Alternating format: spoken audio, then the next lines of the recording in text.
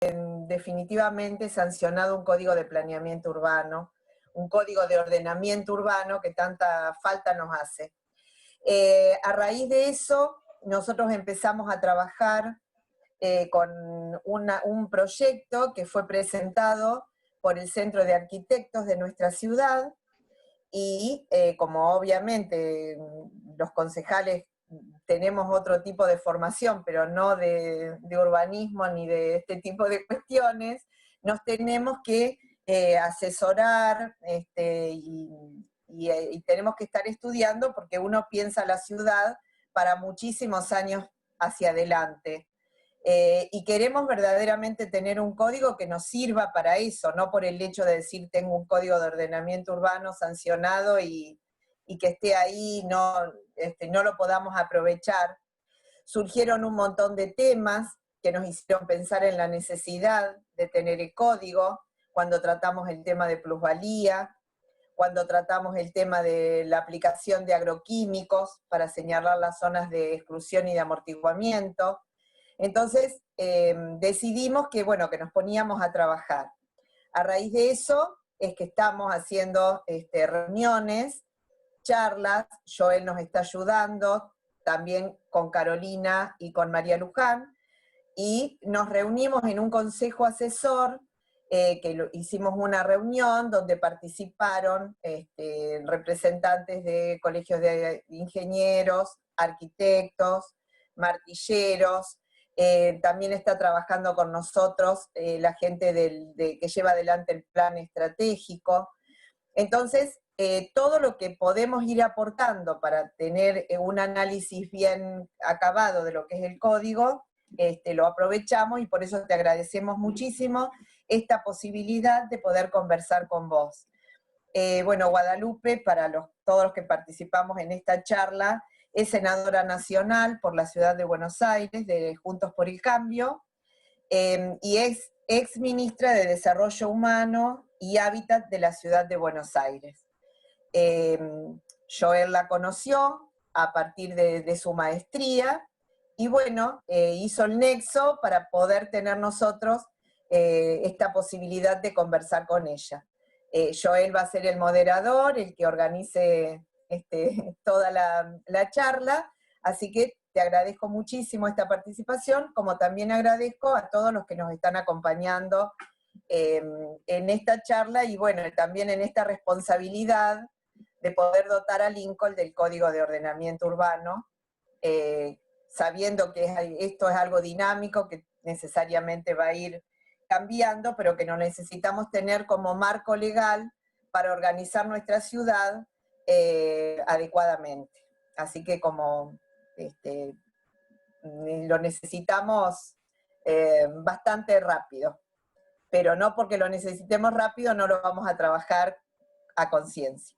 Y que es muy importante también esta mirada de perspectiva de género, que es algo que, bueno, que estamos trabajando desde muchos aspectos y en muchos sentidos en el Consejo, y también es importantísimo escucharlo relacionado con este tema. Así que te agradezco muchísimo la ayuda que nos vas a dar en esto. Bueno, Patri, yo sigo acá un poco con unas diapos que hicimos como presentación para guiarla un poco a Guadalupe en todo lo que estamos haciendo. Patri está haciendo mucho hincapié en lo que es el código, tal vez es algo técnico, y nosotros a la vez estamos trabajando con un equipo que se ha sumado Carolina Isasi y Luján Prada, también por tema de género. Estamos trabajando en paralelo con toda la actualización, que ahora lo voy a mostrar en la siguiente diapo, que es la actualización de un plan de ciudad o visión de ciudad que nosotros queremos. Y es por eso que está hoy Guadalupe con nosotros, con sus conceptos generales y estrategias de género o perspectiva de género. Para ponerte un poco en contexto, Guada, hicimos esta línea de tiempo.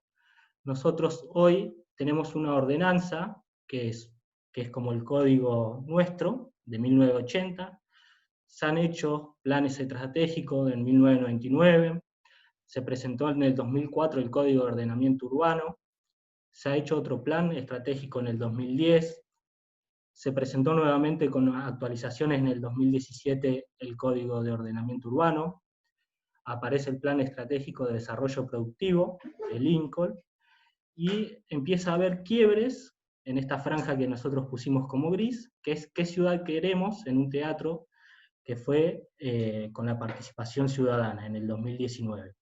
Luego de esa reunión se crea lo que es el Consejo Asesor de Planeamiento, que es, yo estoy integrado, digamos, como el secretario del mismo, ahora se han sumado estas dos chicas como coordinadora, y hay una presidenta, porque es de la Comisión de Obras Públicas del Legislativo, que es Cristina Garrido, y bueno, nosotros en este Consejo Asesor lo que hacemos es como un nexo con la participación ciudadana también, ¿no? Acá están representadas las diferentes instituciones que nombró Patricia, que nos están ayudando también, y bueno, y a partir de ahora lo que venimos a hacer con esta charla de género, que un poco lo comento, no es para que se ofenda a nadie, es a modo de crítica constructiva. Nosotros notamos que todos estos planes, si hablamos de género, son, o están integrados la mayoría por hombres, y la minoría por mujeres. Entonces, bueno, dijimos, ¿cómo empezamos a pensar esta ciudad? Bueno, vamos a empezar a pensarlas con los vacíos que están en los planes. Estudiando otras ciudades, encontramos que siempre hay vacío en temas de género, en temas de gobierno inteligente o Smart City, en temas de gobernabilidad. Entonces, bueno, quisimos empezar con esta charla llenando esos vacíos que quedan, ¿no? Y los ODS no están hablando de eso. Hoy en día no están hablando de la igualdad de género y ciudades y comunidades sostenibles para que sean más inclusivas, seguras, resilientes y sostenibles. Y bueno, llegamos a esto, ¿no? Hoy en día que se empieza a dar la visibilidad a todos estos temas. Y este es un poco el pie para, bueno, que sigas vos con la presentación. Ahora te damos lugar para compartir. Y después, bueno, van a surgir debates de preguntas que te iremos haciendo, o vos nos dirás en algún momento si querés pausar, y ahí hacemos algún debate. Ahí te comparto pantalla. Perfecto. Bueno, voy a hacer por primera vez compartir pantalla. De todas formas, la idea de la pantalla que les voy a compartir es más un disparador para que reflexionemos. Claramente mi expertise no es la de diseño de ciudades en términos urbanísticos, pero cuando empezamos a trabajar sobre, ahí para que, no sé si, a ver, minuto, compartir pantalla. Ah, acá estoy, a ver. Si esta se comparte, ahí se comparte, a ver, voy a ir hasta el principio, acá está. ¿Se comparte ahí bien? ¿Sí? Sí, perfecto, acá aparece. Bueno, primero agradecerles enormemente la invitación. Para mí es un placer poder compartir la experiencia que tenemos en la ciudad, la experiencia del recorrido y sobre todo celebrar este enorme compromiso y vocación de, ya que vamos a diseñar en términos urbanísticos una ciudad, hacerlo en términos modernos, ¿no? Para que no tengamos que dentro de 5 años darnos cuenta que hubo agujeros en eso. Una segunda aclaración es que esto yo lo que quería contar es lo que nosotros transitamos en la ciudad, que no necesariamente es todo en términos urbanísticos, pero cuando uno piensa en términos de la ciudad, si tiene en cuenta estas características, como yo decía la otra vez en el posgrado, es cuando vos empezás a mirar las cuestiones en perspectiva de género, vas a ver esas desigualdades y esas brechas en absolutamente todos los lugares, y te vas a dar cuenta que hasta una rampa vos la podés diseñar teniendo en cuenta las necesidades particulares de las mujeres. Con lo cual es nuestra experiencia, cada localidad es un mundo, yo no intento de ninguna manera suponer que lo que hicimos en la ciudad puede ser enlatado, puesto en funcionamiento en ninguna jurisdicción, son procesos, nosotros hemos tomado estrategias de otras ciudades del mundo que las hemos adaptado, algunas servían, otras no servían. Así que simplemente eso. Esto, primero, que es lo más importante que nosotros entendemos que hay que tener, que es qué pasa con las mujeres en la ciudad. ¿No? Nosotros lo que primero hicimos fue, bueno, ahora pongamos una foto blanco y negro, los arquitectos, los economistas, los diseñadores, los administradores de la política pública, difícilmente podemos diseñar políticas públicas buenas o malas si no tenemos en cuenta de qué estamos hablando. Y con las cuestiones de las mujeres pasa mucho esto, o pasaba mucho esto, es que, bueno, es una percepción, bueno, no es tan así. Cuando hablamos con datos estadísticos, ya deja de ser una percepción y es una realidad. Que después uno puede decidir cómo la va a ir modificando o no, depende de la voluntad política de los que decidan. Entonces, primero hicimos este sistema de indicadores de género, que está abierto en la Ciudad de Buenos Aires, que lo pueden meter, pueden cruzar, tiene un código abierto de Excel, con lo cual se pueden bajar las planillas y se puede modificar y que se actualiza sistemáticamente. Y acá, como decía un poco Joel y también Patricia, como verán, digamos, las mujeres tenemos mejores credenciales educativas, pero tenemos menor participación en el mercado laboral. Si bien los varones sub 40 acompañan mucho en la cantidad de horas que le dedican al cuidado dentro de la familia, el trabajo doméstico, el cuidado de los niños, el cuidado del perro, el cuidado del abuelo, las mujeres seguimos haciéndolo casi en el doble de tiempo que los varones. Las mujeres ganamos mucho menos, aún en los mismos puestos de trabajo, increíblemente, y sobre todo participamos muy poco en los espacios de decisión. Y acá voy esto con qué planteaba Joel. Cuando vos tenés, siempre cuando uno plantea una política, siempre se habla de los equipos multidisciplinarios, ¿no? El arquitecto, el economista, el abogado, pero no tenemos esa misma capacidad de tener miradas plurales cuando hablamos de mujeres. Entonces, difícilmente vos puedas tener un código o cualquier política pública que tenga incorporada la riqueza de todas las miradas si tenés pocas mujeres. Aún las mujeres tenemos distintas miradas con distintos temas, pero si vos no tenés mujeres en ese proceso de elaboración de políticas públicas de cualquier punto, vas a tener una mirada que te falta. Y cuando digo pluralidad de mujeres, no es lo mismo las necesidades mías, de que soy una mujer separada, que trabaja en política con un hijo de 12 años, que una chica joven que vive con los padres y tiene 24. Las necesidades también pueden ser distintas. Entonces, la pluralidad significa tener más mujeres en estos procesos. Avanzo. ¿Qué hicimos para entender? Y esto me parece que es central para pensar, decidimos que no había que armar políticas públicas aisladas, ¿no? Bueno, a ver, tengo un problema con las rampas, bueno, resuelvo ese problema de las rampas. Tengo un problema con la inseguridad, resuelvo eso. Sino que decidimos que para poder armar una ciudad y diseñarla claramente con una visión y una misión, había que armar cuáles eran los derechos que estaban vulnerados en las mujeres, dónde estaban las brechas. Y los unificamos en autonomías, como lo hace la CEPAL, como lo hacen las Naciones Unidas, que es con las autonomías. A ver, autonomía económica, que es esta cosa de poder mantenerme libremente con acceso al mercado, acceso al trabajo, mi propio dinero. La autonomía en las tomas de decisiones es, bueno, cuánto las mujeres podemos participar en toma de decisiones, públicas o privadas, cuántos puestos de liderazgo podemos tener, mundo sindical, mundo empresarial, mundo político, absolutamente todos esos espacios, cuánto vale nuestra voz, y la autonomía física, ¿no? Que es como la más básica, poder transitar la ciudad sin sentir que me van a matar o me van a violar, tener acceso a los métodos anticonceptivos, poder decidir sobre mi cuerpo y saber que si salgo a la calle corro los mismos riesgos que puede correr un varón, no más por el hecho de ser mujer. Voy rápido porque esto es como para ponerlos en escena y después me dicen cuando quieran trabajar. Otra cosa que hicimos, que sirve un montón, es, bueno, a ver, ¿cuánto presupuesto vamos a gastar? Es decir, todas las ciudades gastan dinero o invierten dinero en mujeres, pero nunca está cristalizado. Cristalizado nos permite ver cómo podemos ir mejorando. Y no hablo de políticas públicas que son para las mujeres, sino aquellas que están destinadas a reducir distintas brechas o a mejorar distintas autonomías.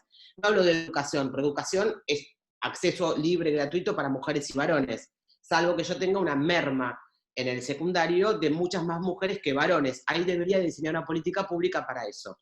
Pero como no estamos en esta parte de presupuesto, sigo.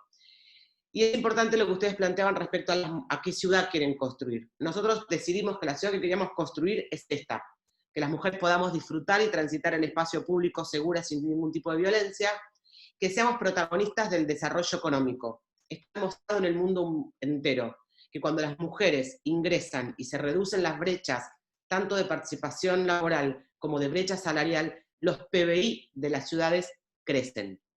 Esto es economía pura. Más mujeres en el mercado laboral, mejor, o sea, pagas en iguales condiciones, crece la ciudad económicamente. Ganamos todos. Por eso es tan importante para nosotros, y quizás hoy el más importante, sobre todo en la pospandemia, la autonomía económica, y que tengamos voz y ocupemos decisiones en los espacios públicos y privados de la ciudad, que tengan participación en la ciudad. Acá lo que hicimos fue pensar, y acá sí voy a tratar de meterme para que sea lógico con el plan que están armando ustedes, es la política de cuidado es algo que nos complica para el mercado laboral, ¿no? Si tenemos un nene chico y nos tenemos que quedar a cargo nosotras porque no hay espacios físicos adecuados, inevitablemente las mujeres son las que se quedan. Entonces, pensar una ciudad que tenga destino guarderías, que facilite o que tenga una normativa que permita que sea accesible, que el sector privado genere espacios de cuidado. Si creamos una normativa que es muy restrictiva, nadie va a poner una guardería, las mujeres no van a tener dónde poner a los chicos, no van a hacer el mercado laboral. Entonces, cuando hablo de esto no es para que se ponga exactamente desde la ciudad a la ciudad de Lincoln, sino para que tengamos en cuenta cuáles son los desafíos que enfrentan las mujeres y cómo eso ustedes lo pueden tratar de reducir en el diseño del plan que están pensando. Hablaba de, bueno, en esto armamos, pero lo hicimos públicamente, 76 espacios de primera infancia, que son chicos de 45 días a 3 años de las madres más pobres de la ciudad. Ampliamos las jornadas escolares, esto yo sé que excede a ustedes, pero es para poder entender. Hicimos líneas de créditos de primera casa, porque las mujeres, si además son jefas de hogar, 1 de cada 2 mujeres pobres es jefa de hogar, un número que es distinto cuando las mujeres no son pobres, y les cuesta mucho el acceso a la primera casa, o al empleo joven, o a los créditos del Banco Ciudad para emprendedoras. Y acá es muy importante, sí, para ustedes también, es el hecho de el Estado puede marcar el rumbo, pero este cambio, como nosotros creemos que no es que hay alguien que es malo, ¿no? No es que los hombres son malos, o los estados son malos, y las mujeres somos buenas, sino que este es un proceso cultural, cuando fueron diseñadas nuestras ciudades, cuando fueron diseñadas nuestras normativas, con lo cual el cambio es cultural, donde el Estado marca el rumbo, pero es entre todos. E inevitablemente invitar al sector privado a que se sume a esta mirada, a este diseño, de ganar lo mismo, de tener participación, de tener políticas de cuidado, de ante el momento de elegir un varón o una mujer, no dejar de elegir la mujer porque la mujer va a tener hijos. Pero digo, esto es importante, la construcción que plantean ustedes, bueno, incorporar al sector privado, al sector de las ONGs, en esto quizás tan tonto como qué regulación le voy a poner, no será en el código urbano, sino por ejemplo, en el de planificación o en el de edificación, a los espacios de cuidado. Si lo hago demasiado restrictivo, nadie va a poner una guardería, las mujeres no van a poder salir a trabajar. Bueno, en autonomía física casi hicimos un diseño muy claro de lo que son la parte de transporte público. Con por ejemplo, todo lo que tiene que ver con las paradas predictivas, todo lo que tiene que ver con la luminaria alrededor de los colectivos, el tema de las cámaras en absolutamente todo el transporte público, más lo que tiene que ver, acá me cambié de, perdón. Este me interesaba, que me parecía importante. Y todo lo que tiene que ver con esto que nos encanta decir, que es absolutamente todas las mujeres, alguna vez en el transporte público hemos tenido algún tipo de acoso, verbal o físico, el 100%. Pero cuando preguntamos, ningún varón lo hizo. Entonces pareciera, y nos gustó mucho esta frase de que no somos ni locas, ni perseguidas, ni histéricas, ningún varón lo hace, pero el 100% de las mujeres hemos sido acosadas en el transporte público. Entonces cuando vos pensás el transporte público, tanto desde el lugar de la seguridad, como, insisto, el transporte, el predictivo le permite a la mujer, también al varón, no es para el varón, sino que a la mujer le da más seguridad poder elegir un trabajo que tenga que salir muy tarde, porque sabe que se puede quedar en su trabajo, adentro de la oficina, a las 2 de la mañana, porque va a salir en el momento en que viene el colectivo. Y esto le permite quizás aceptar un puesto de trabajo que de otra forma no lo aceptaría si sintiera que todas las noches puede estar sujeta a ser abusada físicamente, violada. Y esto es un diferencial muy grande para las mujeres, no es un detalle. Entonces, si vos tenés un transporte público seguro, con tránsito seguro, con cámaras, con un mensaje de texto que podés avisar, que esté iluminado, las mujeres vamos a poder animarnos a tomar trabajos que de otra forma no vamos a tomar. Entonces impacta positivamente en reducir la brecha de autonomía económica. Entonces, quizás parece como que hay mucha distancia y en realidad no. El diseño absoluto de lo que es el transporte público impacta en la autonomía económica de las mujeres. Bueno, acá hemos visto, esto quizás no les tiene tanto impacto en ustedes, pero digamos, bueno, modificamos todo lo que tenía que ver con el código contravencional de nuestra ciudad, haciendo que aquellos contravenciones que son contra las mujeres tienen penas agravadas. No es lo mismo el ciberacoso a una mujer que a un varón. No es lo mismo el trapito que hostiga a una mujer que a un varón. Entendemos que las penas con las mujeres eran más graves, lo mismo que con acoso. No es lo mismo que una mujer sea acosada por 4 varones que un varón sea acosado. No decimos que no sucede, sino que el nivel de inseguridad y el nivel de capacidad de defensa que tenemos las mujeres es menor, porque las penas para esos casos son mayores. Tenemos un espacio en cada una de las comunas respecto a acompañar y asistir a las mujeres. Voy a la parte de código electoral. Bueno, hicimos la modificación de nuestro código electoral que permite la toma de decisiones 50-50, una mujer, un varón en nuestras listas. Y después hicimos mucha participación de las vecinas y de mujeres líderes. Algunas experiencias que yo les cuento en su momento nos funcionaron para mirar es, nosotros también hicimos procesos desde Hábitat, hicimos procesos de urbanización en villas, con mucha laburo conjunto con la sociedad que está en cada una de estas villas. Una de las cosas que sucedían ahí es que cuando queríamos diseñar un espacio público, era un terreno baldío, y estábamos en un proceso participativo, lo que sucedía es que todos los varones querían una cancha de fútbol. Absolutamente todos los varones querían una cancha de fútbol. Y había que hacer un esfuerzo desde la conducción nuestra muy grande para que las mujeres se animaran a decir, bueno, pero a ver, ¿qué otra cosa querés? Y las mujeres te dicen, bueno, un espacio para tomar mate, un espacio para juegos para niños, un espacio para hacer una huerta. Entonces, si vos no favoreces y no promovés esas voz de las mujeres, terminan todos los espacios públicos recuperados en las villas en cancha de fútbol, y no en espacio para los chicos, espacio para los adultos mayores, espacio para las mujeres. Entonces, esa es una mirada necesaria.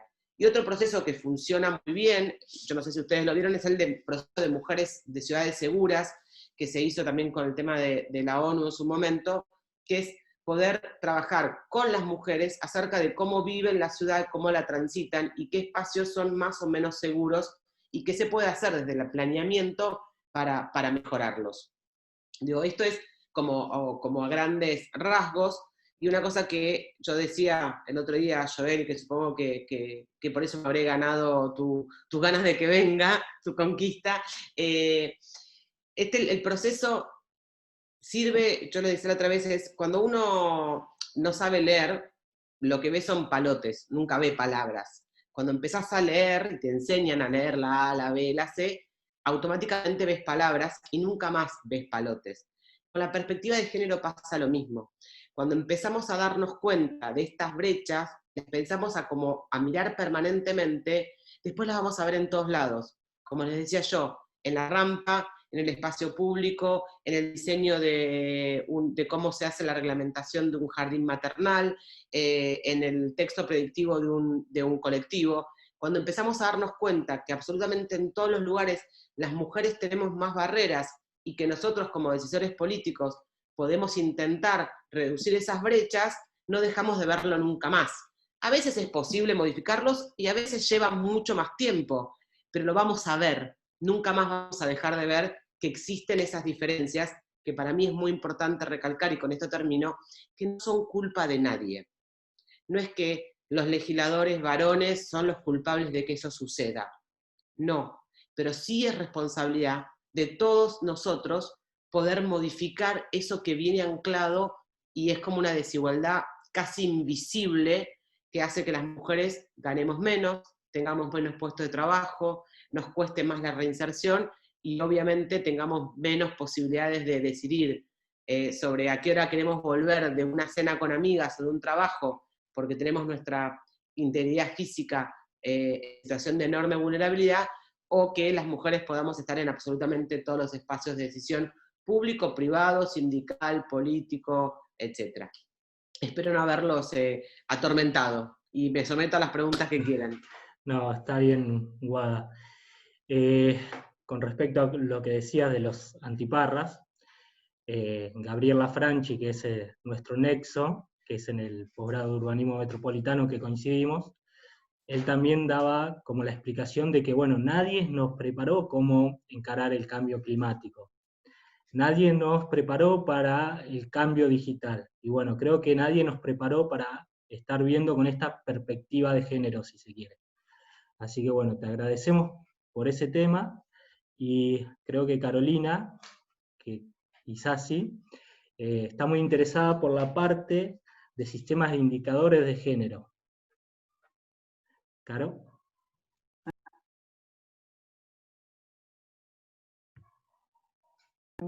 ¿Ahí se escucha? Ahí se escucha. Sí, bien. Bueno, ¿qué tal? Mucho gusto, Guadalupe, muchas gracias. La verdad que es un placer escucharte. Te estuve escuchando, de hecho, en la charla del posgrado también, porque compartimos ahí con Joel esta profesión de la arquitectura y el urbanismo.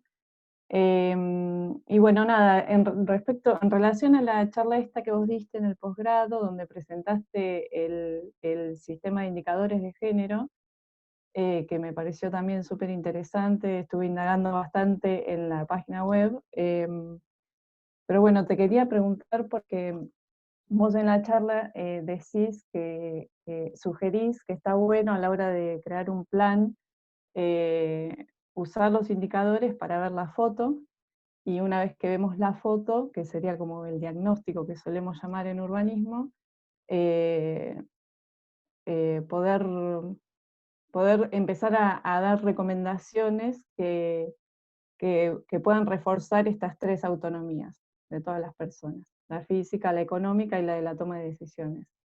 Y en ese sentido, cuando nosotros nos ponemos a pensar cómo podemos llegar a hacer algo similar a la hora de pensar en un plan para Lincoln, que es para todo el partido, nos encontramos con el primer obstáculo que tenemos es que no tenemos datos, básicamente.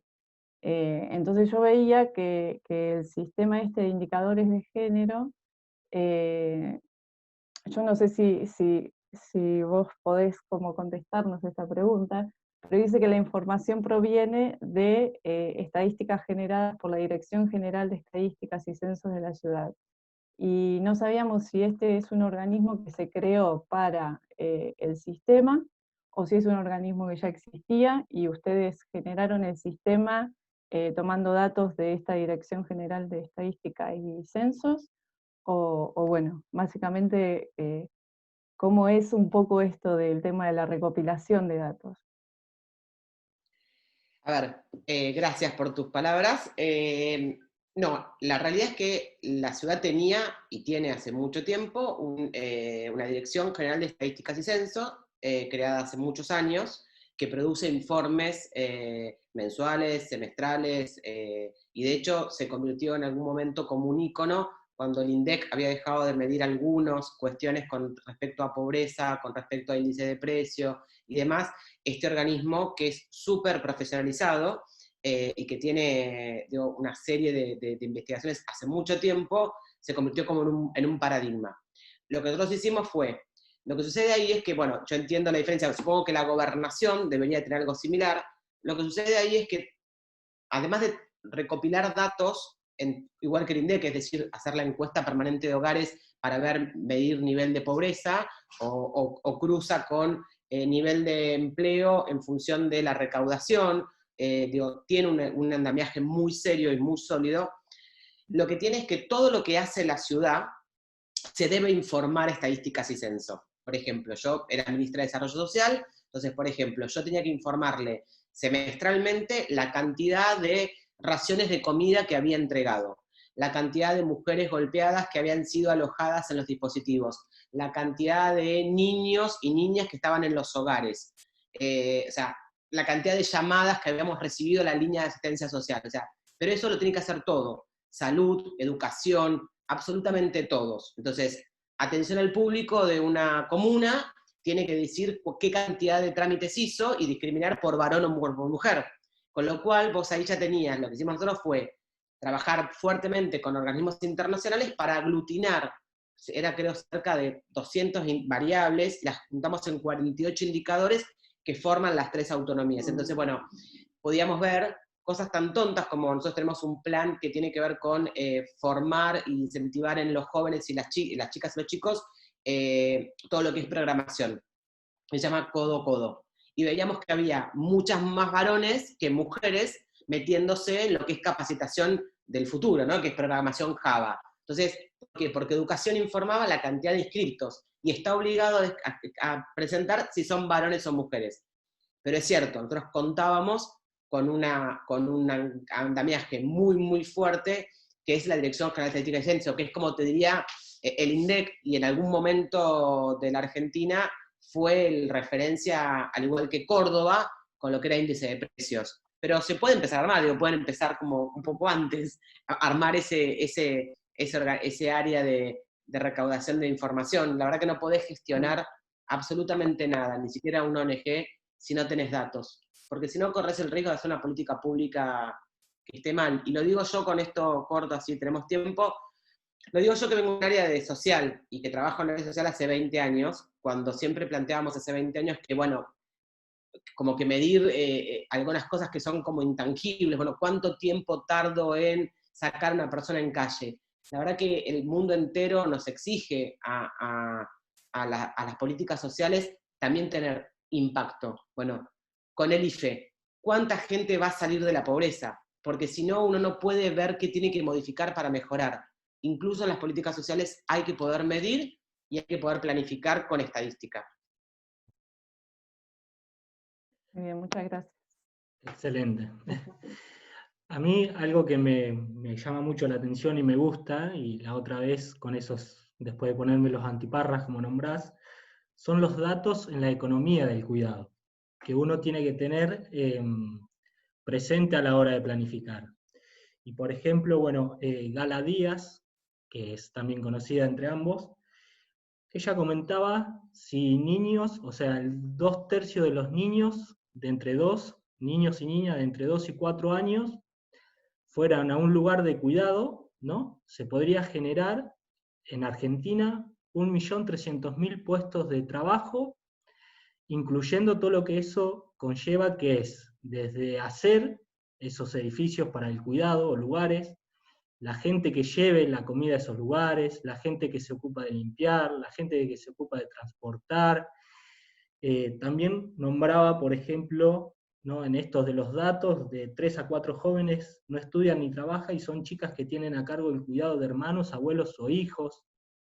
Después también me gustaba la parte que también que decía de 3 a 4 personas del sector doméstico no están registradas.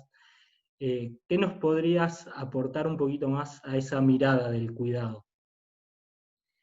Sí, ese es el tema.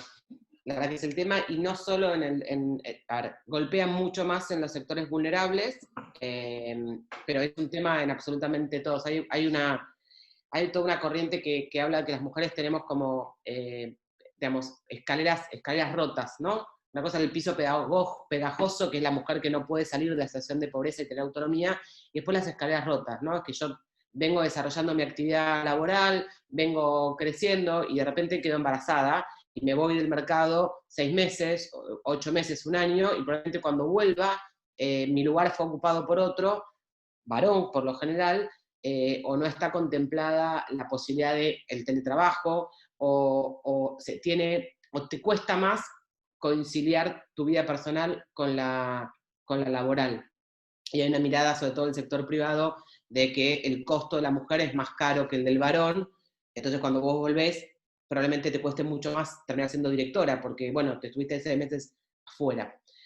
Nosotros en la ciudad, la verdad que es una política que iniciamos en el 2009, con lo cual lleva mucho tiempo, creamos 76 centros de primera infancia, que es esto que yo les decía, son espacios en los barrios más humildes, apoyándonos en organizaciones sociales con mujeres que están a su cargo, que lo tenían, si querés, los viejos comedores, los viejos guarderías comunitarias, sin ningún tipo de mirada del Estado, donde hoy hay 10.000 chicos de 45 días a 3 años, que tiene un montón de impacto porque son si yo hago la cuenta, en estos 10 años habrán pasado más de 100.000 chicos, donde primero que garantizás la misma línea de llegada de los chicos en situación de vulnerabilidad que los que no. Está demostrado que un chico que los primeros 1000 días no está bien nutrido en todos los ámbitos, cognitivo, alimentario, de salud, puede llegar hasta medir 5 centímetros menos que un chico de la misma talla y peso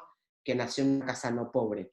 Entonces, si físicamente vos podés encontrar que pueden medir 5 centímetros menos, que en otras condiciones nos hubiesen crecido, imagínate a nivel cognitivo. Pero ¿qué encontramos también cuando empezamos a hacer esto, con los análisis de los datos? Que, por ejemplo, cerca del 80% de las mamás nos decían que habían podido ampliar su carga horaria, porque los chicos están 8 horas. Estamos hablando de mujeres pobres. Además encontramos que estos espacios crearon más de 700 puestos de trabajo en blanco. ¿Y quiénes son generalmente esas personas? Mujeres. Porque las mujeres estamos en el cuidado. Es la cocinera, es la portera, es la docente del aula, es la auxiliar. ¿De dónde son esas mujeres? Generalmente en los barrios humildes donde está ese centro de primera infancia. Entonces, ese es un círculo virtuoso. Gala, yo es muy amiga y la quiero un montón, Gala habla desde el espacio de la ONG, donde a veces el deber ser es mucho más difícil de cumplir con la realidad en un contexto económico, además. La verdad que pensar que la Municipalidad de Lincoln va a salir a subsidiar todos los jardines maternales para todas las mujeres es inviable, porque no es sostenible, pero uno puede construir ese mecanismo. Si no tenés espacios de cuidado, es difícil que las mujeres puedan salir a trabajar. Vos podés crear un montón de políticas públicas, pero no vas a tener espacio de cuidado, es difícil. Después tenés otras medidas que pueden también ayudar a que el sector privado incorpore mujeres. Por ejemplo, en la ciudad tenemos compra con sello mujer. Los estados somos los que intervenimos en el mercado. Cuando un estado compra, compra mucho. Si vos cuando comprás a una licitación le exigís que esa empresa tenga mayor cantidad de mujeres, que tenga mujeres en blanco, que tenga mujeres en los puestos directivos, y esa presentación de mujeres en su estructura le va a hacer cotizar mejor o rankear mejor en la licitación y termina ganando por tener más mujeres, pues las empresas van a contratar mujeres. Entonces, los estados pueden, sin necesidad de invertir plata, sí tener políticas proactivas para que el sector privado incorpore mujeres, porque no es que el estado tiene que incorporar a las mujeres, no funciona así. Entonces, esto, hay que claramente, mientras que las mujeres, sobre todo las mujeres pobres, sigan estando destinadas al cuidado de los chicos, o a de los viejos, o de los abuelos, más en la pandemia, difícilmente podamos tener autonomía económica, y sin autonomía económica, difícilmente lleguemos a autonomía en la toma de decisiones. Bueno, muchas gracias. Y después, hay algo que nombraste, que es como algo muy claro, ya marcando algo territorial, por ejemplo, de la planificación, es el tema de cómo se mueven las mujeres en las ciudades. Y nosotros acá tenemos un tema que al pensar Lincoln, digamos, en el partido en sí, tenemos un problema de movilidad, no solamente dentro de la ciudad, sino con las localidades vecinas. Y quería algún ejemplo concreto que hayan visto de movilidad en Buenos Aires, que nosotros tal vez la podemos aplicar en Lincoln ciudad, o pensarla a nivel localidades. Tal vez Luji, no sé si quiere aportar algo al respecto, o Caro. Sí, por ahí lo que está bueno, nosotros contarle un poco a Guadalupe que lo que pensábamos respecto al tema de la movilidad y del género se nos vino en mente la situación de muchas mujeres que son maestras en Lincoln y que se desplazan por todo el partido, cubren puestos de trabajo en distintos lugares. Y bueno, nada, es como que son mujeres que no cuentan hoy en día con un transporte público que responda a esta necesidad que tienen. Y nada, y pensábamos también en lo importante que sería contar con los datos de quiénes son, de dónde van, de a qué hora, de cuáles son esas necesidades. Entonces pensábamos si se te ocurre algo similar para lo que hayan tenido que también, o sea, qué tipo de información necesitaron a la hora de pensar en cuáles son los desplazamientos que realizan las mujeres, estos desplazamientos poligonales. No sé, Luji, si querés agregar algo. No, perdón, buenas tardes, soy Luján. Tenía problemas de Wi-Fi, entonces no me podía conectar. No, bueno, era más o menos lo que plantearon Joel y Carolina. Yo vivo en una localidad que queda a 7 kilómetros de la ciudad cabecera, que es Lincoln, y estamos bastante desconectados porque en nuestro partido no existe el transporte público, y lo vemos en muchos casos en las mujeres que trabajan como docentes, que las vemos haciendo dedo, con suerte en rutas provinciales, sino en caminos de tierra para llegar a sus trabajos. Entonces, bueno, un poco lo nuestro era eso, poder ver cómo, recolectamos ese dato para brindar una ayuda o una solución a esta situación, ¿sí? Porque las exponen a un montón de riesgos trabajando de esa forma. A ver, vuelvo a lo que dije al principio.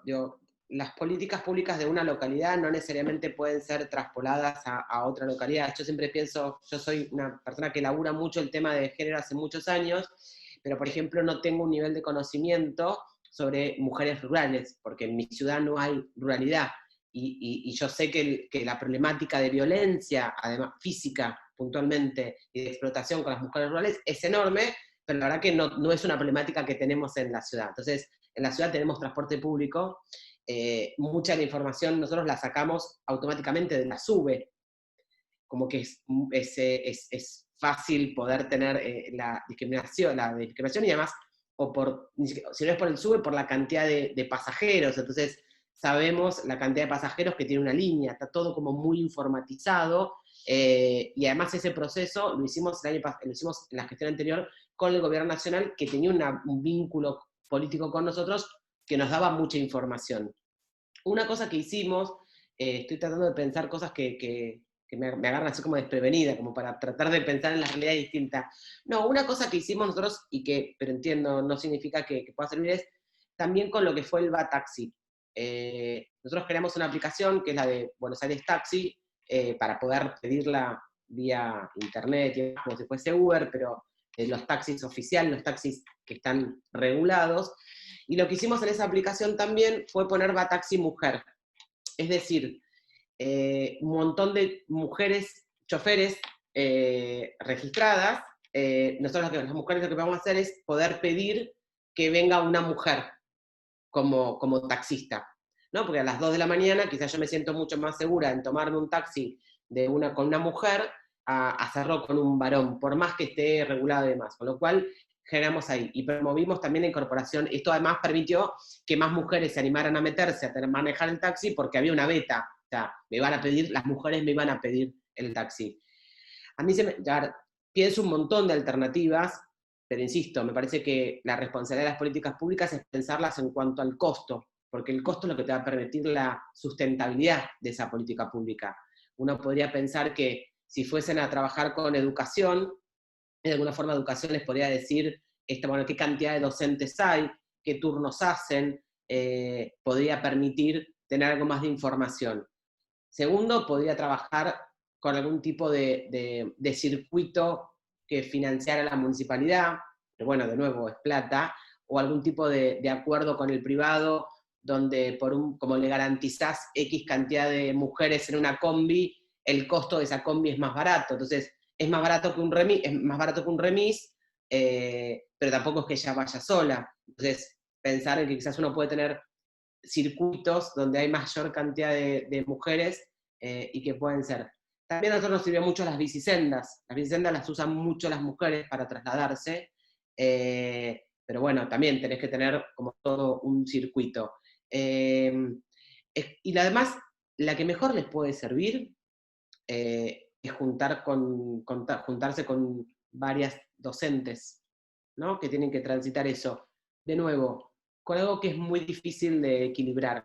Cuando la sociedad civil nos viene a contar a los decisores de las políticas públicas sus problemáticas, no está la mirada integral de todas las problemáticas que hay que conciliar en un municipio. Entonces, no generar la falsa expectativa de que lo vamos a resolver, porque quizás el costo de resolver eso, hoy en medio de la pandemia, el municipio que está viendo si paga los sueldos o no, porque le cayó absolutamente la recaudación impositiva, quizás no es posible.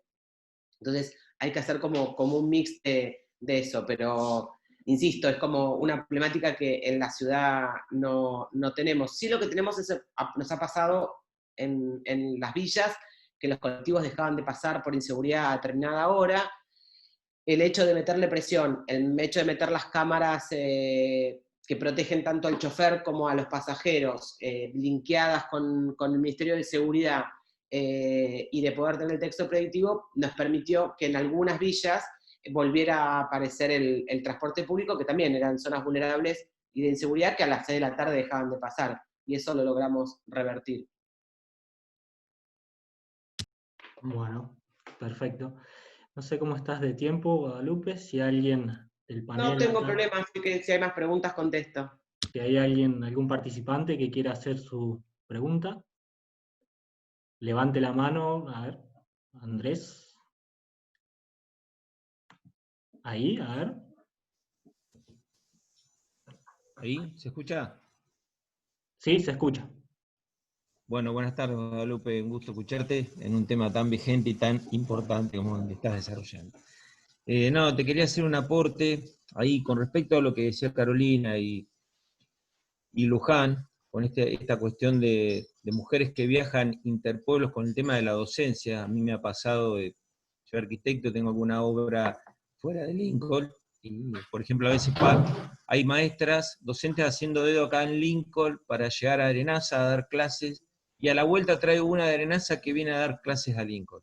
Y a mí me parece que ahí el Estado puede intervenir, porque con ese famoso tema de los puntajes, termina ese cruce de docentes de ciudades, de localidades, que realmente creo que, bueno, ahí el Estado podría intervenir, ¿no es cierto?, tranquilamente. Bueno, eso es un aporte a lo que comentaban las chicas recién y que uno lo ve cercano. Yo me enojo bastante cuando me sucede eso, siempre me tomo el trabajo de llevarla, obviamente. Son chicas que vos te das cuenta que terminan de darle de comer a sus chicos, están ahí paraditas esperando que alguien la lleve. La gente acá igual es, la verdad que colabora, todo el mundo lleva a una docente que encuentra haciendo dedos, o ellas mismas te lo manifiestan, pero creo que es algo que se podría resolver. Con respecto, me quedé colgado hoy, coincido totalmente con vos en la cuestión de que no se puede hacer nada sin datos. Hemos tenido alguna reunión donde han participado para esta conformación del código Carolina y Joel y todo, y hablábamos de, obviamente, que hay que salir a ver cómo recolectamos esos datos. ¿Vos tenés algún mecanismo, pero más allá de lo que te han preguntado, el formato de conformación de datos de ustedes ha sido en el terreno, hoy con esta posibilidad que nos da la tecnología, desde aplicaciones, ¿te parece que podemos en un partido como el de Lincoln de 40.000 habitantes, que sería como me parece fácil de recolectar datos y conformarlos con políticas, ¿no?, de Estado? ¿Cómo lo ves? ¿Realmente o tenés alguna experiencia en particular en eso, en cómo conseguir esos datos? Porque estamos hablando de los datos, y digo, ¿cómo te parece que se pueden conseguir? A ver, le sumo a lo que dijiste que tiene razón. Además, lo que le pasa a la docente es que no puede manejar su tiempo, con lo cual, de nuevo, es más tiempo que, o sea, entre el cuidado de los chicos, lo que pierde en ver cuánto llega un camión que la alcance, además pierde tiempo productivo, si querés. Hablemos en términos, si querés, puramente economicistas, me salgo del feminismo, tenemos una persona que durante 2 horas podría estar produciendo riqueza para ella o para su ciudad, y los tiene perdidos, digamos, no es socio, es tiempo productivo. A eso te sumo la baja de calidad que tiene al llegar a dar una clase después de 2 horas haciendo dedo al rayo del sol. Sí, totalmente de acuerdo. Y otra cosa que le sumo, que también fue un norte puesto en nuestra ciudad desde que asumimos en el 2007, que tiene que ver con que la gente tiene que trabajar cerca de donde vive, ¿no? Y esta es la tendencia, sobre todo los que son arquitectos y urbanistas, lo plantea, ONU Habitat, hay cada vez más tendencia a que la gente tiene que trabajar cerca de donde vive. Para eso tiene que el Estado ponerle cabeza, sea, en el caso nuestro, que sacamos la casa de gobierno en el medio de la Plaza de Mayo y la llevamos a la zona sur, porque total la gente tiene que ir igual, y el transporte hay en todos lados, como diseñando que si yo vivo a 5 cuadras de tal lugar de rentas, ¿qué sentido tiene que vaya a trabajar a la otra punta de la ciudad? Porque eso además no solo mejora el tiempo de nosotros, mejora la productividad, mejora el costo, también cambia el nivel de polución, porque usamos menos transporte público, tenemos menos contaminación, tenemos menos congestionamiento de tránsito. Entonces, claramente los estados tienen que ponerle cabeza a esto de que la lógica es que uno trabaje cerca de donde vive, porque además donde vivís y donde trabajas se van a generar también circuitos productivos beneficiosos. El kiosco, la librería, el almacén, y no solo todo en el centro, ¿no? Esto pasa en todos lados, con lo cual abono totalmente al planteo tuyo. Recolección de datos. La verdad que, de nuevo, nosotros la recolección de datos grande, como la ven en nuestro sistema de indicadores de género, claramente va vía online, digamos, cada ministerio tiene su información y la manda. Pero hay dos cosas que yo les puedo decir que hicimos distinto a eso. Pero son plata. Una es plata, la otra no es plata. No, nosotros tenemos un programa alimentario, que es como la tarjeta Más Vida, que se llama Ciudadanía Porteña, que tiene más de 15 años, que lo que hicimos en la gestión mía, nosotros teníamos cerca de 55.000 hogares distribuidos en toda la ciudad de Buenos Aires, a los cuales teníamos que ir a ver, ¿no? Hacerle el registro único de beneficiario. Una especie de informe social muy extenso, con mucha información, que era parte de una ley. No se hacía 4 o 5 años. Lo que nosotros hicimos en el año 2017 fue recorrer exactamente cada uno de esos hogares. Lo que hice fue un convenio con la UBA, en una encuesta que tiene mucha información. Recorrimos eso, tardamos como unos 8 meses, porque tenés que ir, como yo tenía que dar de baja, si no estaban, teníamos que ir como 6 veces, con lo cual los costos míos fueron más caros, porque quizás un encuestador tenía que ir hasta 6 veces para poder hacer el informe socioambiental, y en ese momento nos salió cerca de, entre equipamiento técnico, personal de data entry, el convenio con la UBA y demás, salió cerca de 25 millones de pesos. Mucha plata. Pero, eran 65.000, cerca de 60.000 hogares, había que ir 6 veces, la encuesta era muy grande y tenía mucho nivel de seriedad, porque si estaba mal hecha y yo le daba de baja una prestación alimentaria, podía tener un problema legal, y no es la idea, con lo cual quizás tratar de asociarse con alguna universidad que vea también una beta académica, una beta de investigación sociológica en este proceso, puede ser algo que sume sinergia. Y la otra es, en su momento, yo los voy a contactar, algunas organizaciones de índole villera, como las llamo yo, habían diseñado una aplicación con el celular, donde levantaban datos para ver cómo podían diseñar algunas cuestiones de la villa. En este caso me acuerdo de la Villa 15, que era una aplicación que les permitía, con menos rigor científico, pero completamente gratuita, hacer ese recorrido. Que yo se los voy a pasar a través de Joel, el contacto que lo habían hecho. Entonces, la verdad que se puede hacer como esas dos cosas. Y ahí de nuevo, pienso, en la participación uno puede de repente asociarse con alguna universidad, con alguna organización, con grupo de jóvenes. En la ciudad nos gustaba hacer mucho lo que llamábamos hackatones. Entonces planteábamos un problema, bueno, necesitamos contar con datos. Nos encerramos 24 horas, la ciudad les daba la gaseosa, la comida, la moderación, pero había gente de la universidad, había pibes que les interesaba diseñar una aplicación que después se usara, y terminaba saliendo un producto que era gratuito, que le servía a la ciudad, que iba. Entonces también se puede pensar en alguna cosa que tenga que ver con una especie de hackathon, donde seguramente hay pibes y pibas en la municipalidad que tienen como ganas de esto y que de repente les va a copar que algo que ellos diseñen como un problema, la tecnología le dé una respuesta a un problema social de la municipalidad y termine siendo una aplicación de la municipalidad. Podría ser algo como creativo y cero costo. Bárbaro, muy bueno lo tuyo. Muy bueno, realmente. Bueno. Le dejo una inquietud a Patricia con respecto a lo que decíamos antes sobre la parte de lo que pasa con las docentes, con los listados y todo eso. Patri, desde el Consejo Deliberante, porque siempre hemos tenido, este tema lo he planteado varias veces, y te decía, lo que pasa es que no depende de Lincoln, depende de la provincia, de esto, no se puede hacer nada desde el Consejo Deliberante, algo para que no siga sucediendo esto, esta rotación de las docentes, que parece en una raya muy, muy ilógico.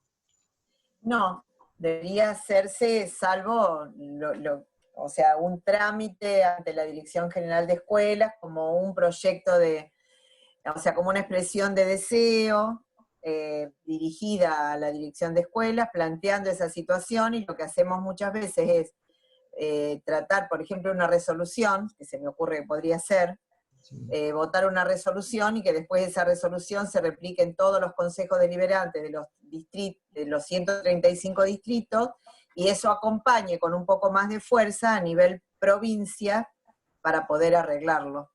Está. Porque vos lo ves, Patri, ese tema, ¿no? Sos Sí. consciente de esa situación mucho. Sí. Vos sos una docente de alma de muchos años. Viajé 9 años a Los Toldos a dar clase. Nada más que hacía tren, por suerte. Bueno, por eso. No hacía dedo, iba en tren y volvía en colectivo. Pero he viajado, y viajaba a veces por 3 horas cátedra algunos días. O sea, estaba toda la mañana ya por trabajar 3 horas de 40 minutos. Pero bueno, obviamente que conocemos toda Eugenia, que también es docente, conoce esa problemática. Todos los docentes la viven, y es verdad. Vos decís que una maestra de Arenaza venga a dar clase a Lincoln, o a Robert, una maestra de Robert vaya a Arenaza, es una cuestión que debería organizarse, no debe ser a lo mejor fácil. A lo de las mujeres es una de las cosas que más ruido me hace, y lo veo continuamente, y veo que no se hace nada. Por eso quería aprovechar este espacio para... Sí, pero lo podemos analizar y estudiar desde ese punto. Porque sería una cuestión que... Sé de las limitantes, pero digo, bueno, por ahí movemos una piedrita y eso se puede intentar en ese aspecto hacer algo para, unidos todos los consejos deliberantes, para poder dirigirnos a la dirección de escuelas y que se pueda plantear esa situación. No debe ser fácil porque, como vos decís, depende del puntaje, depende de la designación. A veces te titularizan en una localidad y tenés que estar tanto tiempo de titular en ese lugar para que puedas pedir el traslado. O sea, es complejo, muy complejo. Pero bueno. Gracias, Guadalupe, que no te he agradecido, y tus conceptos tan claros, también. Y gracias, Patrick, como siempre. No, por favor. Gracias a ustedes. Bueno, ¿algún participante más que quiera hacer alguna pregunta o vamos cerrando? ¿Caro? Bien. ¿Diego? Diego. Vamos a ver. Ahí está Diego. A ver si me habilité. ¿Cómo están? Un gusto de participar con ustedes, escucharlos y ver un montón de caras conocidas. Guadalupe, te quería preguntar en esto del tema de la recopilación de datos. Vos que estuviste al frente del área social de Cava, ¿tienen algún programa articulado de recopilación de datos que pueda ser usado por las distintas secretarías? Digo, en esto porque, por ejemplo, desde Acción Social, de pronto, bueno, se hacen estudios sociales con familia, pero de pronto por ahí también está el área de vivienda que tiene que hacer su estudio social, el área de tierra que tiene que hacer su estudio social, y en esto de la optimización del tiempo, y aprovechando también todas las cuestiones tecnológicas, muchas veces es muy importante de pronto por ahí poder contener la mayor información posible de las familias. Y en esto a veces vemos que por lo menos en nuestros municipios hay mucha dificultad con eso. En todos lados. En todos lados. A ver, ese es un gran déficit que tenemos los administradores de la política pública. Los estados siempre fueron creados como se fueron armando las áreas en función de dar respuesta a un problema, y después se han convertido como compartimentos estancos, donde como que cada uno pregunta lo suyo, y esa parte es como muy difícil de desandar. Digo, a mí me pasaba aún dentro de mi propio ministerio, que por ejemplo en áreas como niñez, tenía distintos programas que intentaban ayudar al chico, y eran como compartimentos estancos, y de repente el chico pasaba un programa al otro y tenía que volver a contar lo mismo, volver a dar los mismos datos, y nosotros en el ministerio sí creamos el legajo único electrónico, se fueron haciendo esos avances, la ciudad hizo un avance muy grande con eso, llevó mucho tiempo, un diseño de inversión de plata muy grande, de forma tal que vos puedas tener como por un único DNI un montón de información acerca de lo que el Estado le brinda, las cuestiones. Una de las cosas que nos costó también un montón, pero se logró hacer es, cuando iban a educación, vos vas a inscribirte a la escuela, al pibe, y te piden la partida de nacimiento. Y si el chico nació en la ciudad, vos mandás a la mamá o al papá a la comuna a que pida la partida de nacimiento, que es algo que el mismo gobierno de la ciudad ya tiene. Entonces lo que dijimos es, tiene lógica que si el chico nació en la ciudad, el Ministerio de Educación le pida a el registro civil de la ciudad la partida de nacimiento, y la partida de nacimiento viaje online. Primero, le ahorras un tiempo a la mamá, no gastas papel, no usas combustible porque la gente no se mueve en colectivo, pero esos procesos son los más difíciles.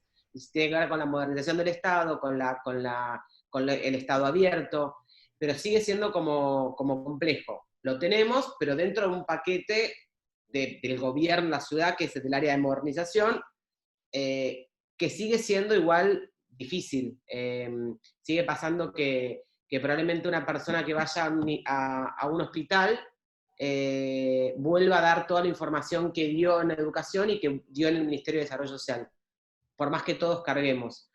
El único avance serio fuerte con eso ha sido lo que es historia clínica electrónica, que logramos que ahora todos los hospitales tengan la historia clínica de la persona cargada en el sistema, con lo cual yo ya voy al hospital y no importa a qué hospital vaya, público siempre, tengo mi legajo unificado. Ese es el más fuerte, pero son desarrollos enormes y del gobierno. No son programas enlatados que se ofrecen. Pero es una dificultad en todos lados, ¿eh? La historia clínica electrónica se dio por ley, o fue un... Sí.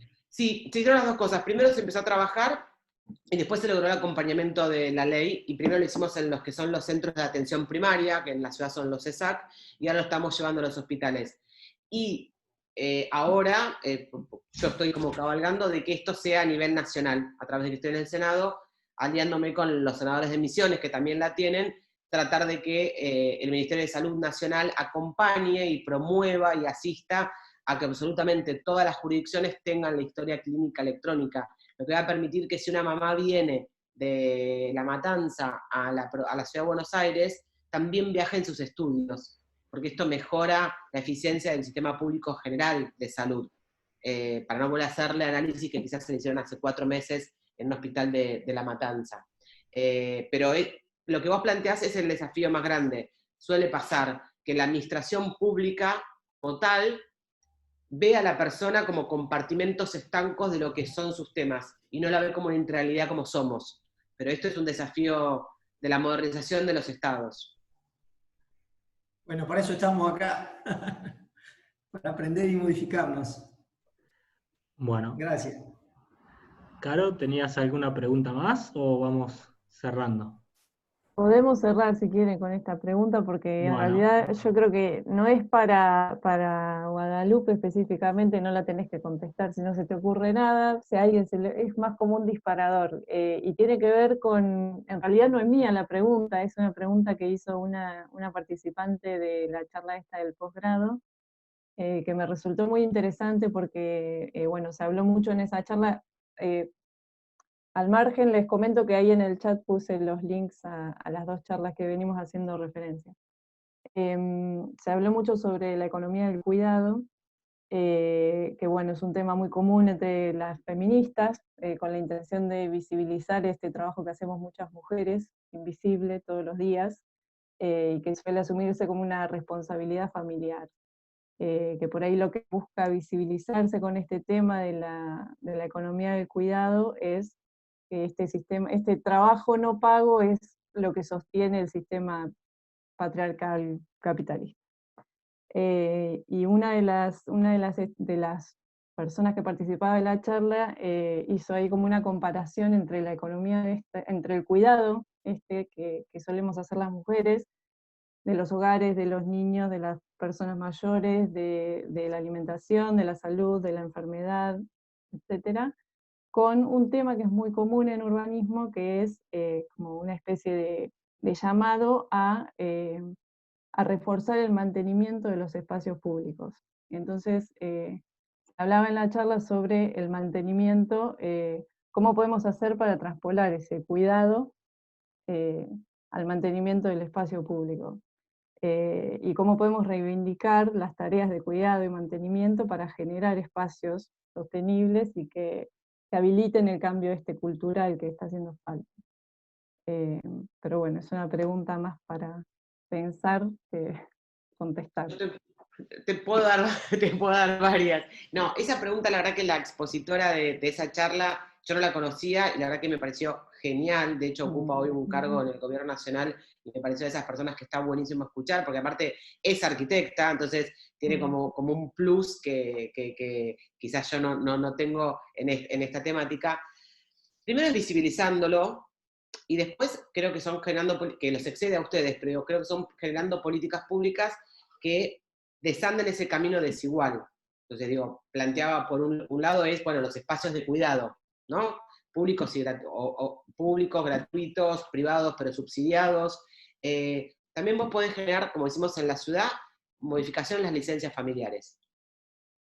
Nosotros en la ciudad no podemos hacerlo a nivel nacional porque es una ley nacional, pero sí modificamos en el espacio público, o sea, en nuestra jurisdicción, que son cerca de 180.000 trabajadores y trabajadoras, modificar las licencias familiares. Si el varón sigue teniendo solamente 2 días y no hay posibilidades de una ampliación de licencia como sí tenemos las mujeres, y si la licencia sin goce de haberes es exclusivamente para las mujeres, la verdad que no hay chance de que el tipo pueda compartir, por más que quiera, distintas cuidados de los pibes. Entonces, lo que nosotros decimos es, bueno, a ver, hay una X cantidad de días de cuidado, de posparto, que biológicamente son los que tiene que estar la mujer.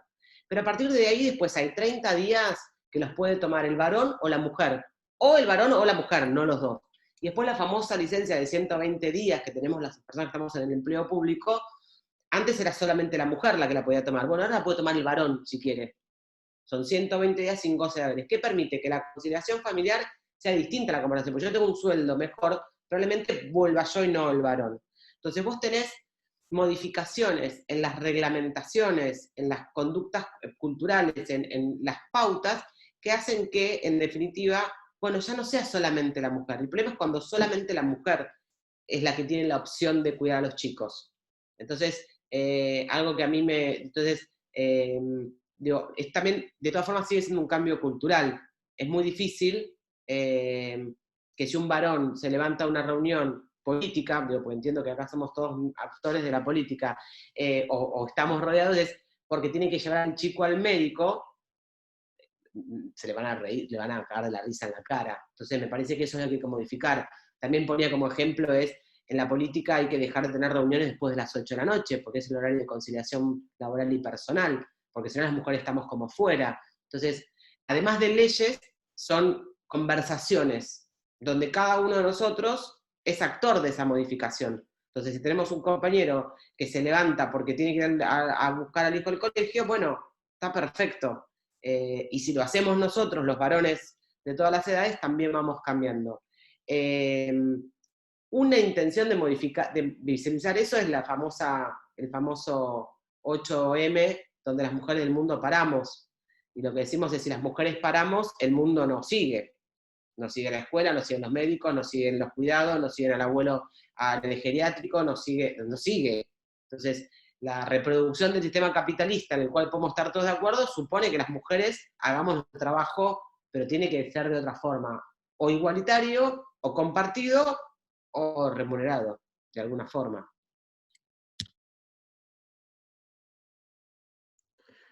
Bueno, cerramos entonces con esto, clarísima la charla. Gracias, Guadalupe, por tu tiempo. Un placer. Por la predisposición, porque siempre estuvimos en contacto. Eso es muy bueno para rescatar, y más con una agenda seguramente ajustada y acotada. Así que bueno, muchas gracias de mi parte, y creo que de todos los que estamos acá en la charla. Muchísimas gracias, para mí siempre es un placer hablar en estos espacios, porque aparte me permite también a mí reflexionar qué cosas estamos haciendo bien, qué cosas nos falta, y espero que tengan un excelente diseño de su plan, y espero que me lo cuenten después cuando lo logren aprobar e implementar. Muchísimas gracias y que tengan buena semana. Quiero agradecer Gracias también a los compañeros de maestría a que todos están los que acá apoyando. participamos. Exacto.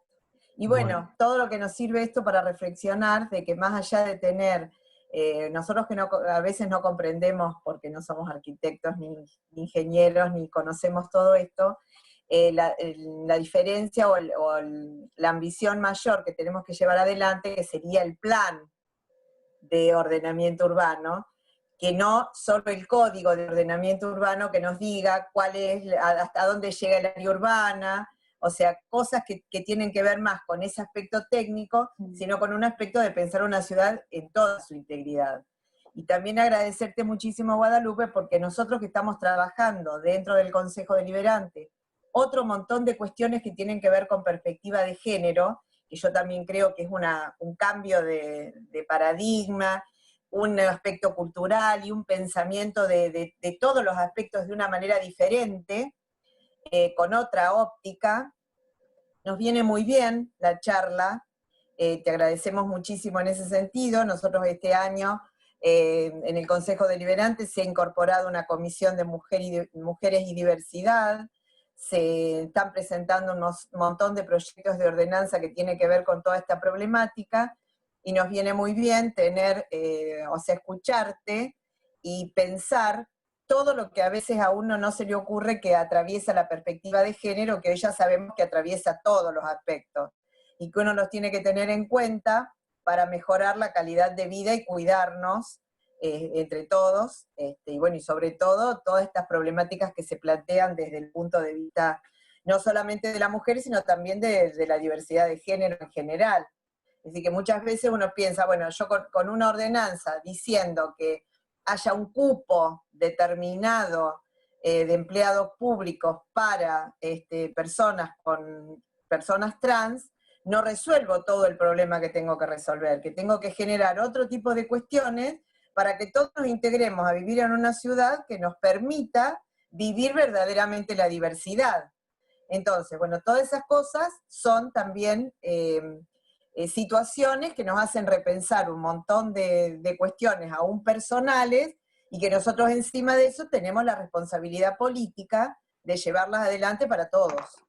Entonces, nos sirvió muchísimo y nos vamos a atrever a pedirte que podamos estar en contacto para que también nos ayudes a pensar en todos estos aspectos que estamos transitando en el Consejo, como todo este tipo de problemáticas y de perspectiva de género.